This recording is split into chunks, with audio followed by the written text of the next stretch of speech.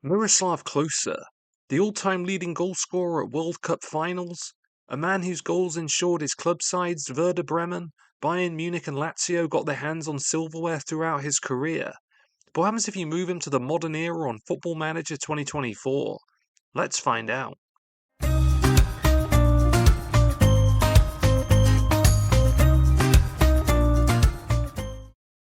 And for this season, he'll be lining up for Werder Bremen.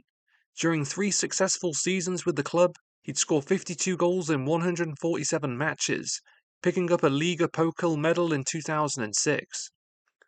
This is the exact same version of Miroslav who appeared on Football Manager 2009. Physically, he's an absolute force. He's pacey, got tremendous natural fitness, and a great leap complements his top-class aerial ability.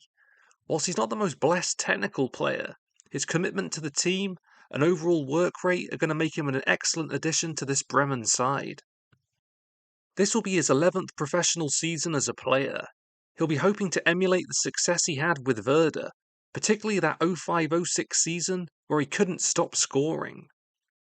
In 08-09, he'd have another successful campaign, contributing 30 goals and assists in 38 matches. His best form was reserved for the Champions League, where he averaged a goal or assist every 65 minutes.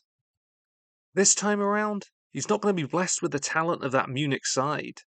There'll be no Lahm, Schweinsteiger or Luca Toni. His strike partner will be 29-year-old forward Marvin Duksch. There are other familiar faces too.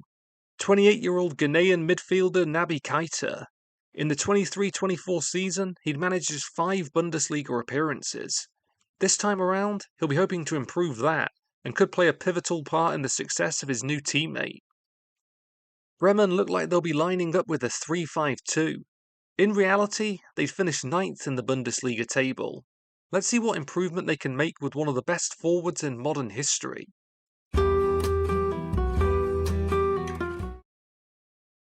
After a promising opening day draw against Munich, next up would be Freiburg. Klose would take just 2 minutes to reopen his account at the club. 16 minutes later, he'd be on the score sheet again, showing those elite penalty box instincts as he gets on the end of the cross and converts. 2 weeks later, and the legendary forward would again be the difference maker. Great composure with the pirouette as he scores the only goal of the game. Back-to-back defeats would follow against Wolfsburg and Union Berlin, before Klose's double against Dortmund ensured an invaluable 3 points. As the season rapidly approached the midway point, Bremen clashed with eventual real-life champions Bayer. Another brace and another win. We've reached the mid-season break. Despite some impressive wins against the likes of Leverkusen and Dortmund, Werder have been wildly inconsistent. Klose has contributed well to one of the most potent attacking teams in the entire division. At the other end of the field, though, they've allowed 22 goals in 16 matches.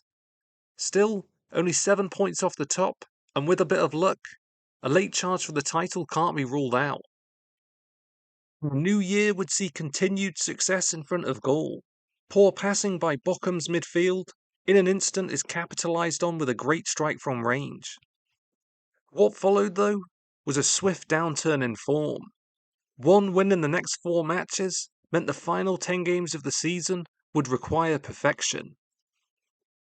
Thankfully, Stuttgart would seal their own demise, gift-wrapping the chance for Klose to seal a victory at the Weser Stadion. His final involvement of the season would arrive against Mönchengladbach. In all, Miroslav Klose contributed 26 goals and assists in 34 Bundesliga appearances. In fact, he'd been involved in 56% of his team's goals during the entire season. What an impact! He massively outperformed his XG of just 13.8. He'd average a goal every 145 minutes. What's interesting too is all but one of his goals came from open play. Penalties weren't a factor at all. Also, whilst he wasn't famed for his creativity, those 5 assists were a reasonable contribution. Sadly, he'd lose out on the Golden Boot to Harry Kane, based on minutes per goal average. But what impact did he have on their Bundesliga finish? Well, they'd move all the way up to 6th place, in the process registering 12 more points. They'd actually scored 2 less goals than in reality, but a massive defensive improvement meant a significant climb up the table. Unfortunately, Bayern were too strong this season, running away with the title by a wide margin. Miroslav Klose was one of the best forwards of his generation. Although most of his success would arrive in Bavaria, his goals for Lazio and Bremen ensured he's still fondly remembered in those cities too. Still to this day, the top scorer in World Cup history, and a true legend of the game.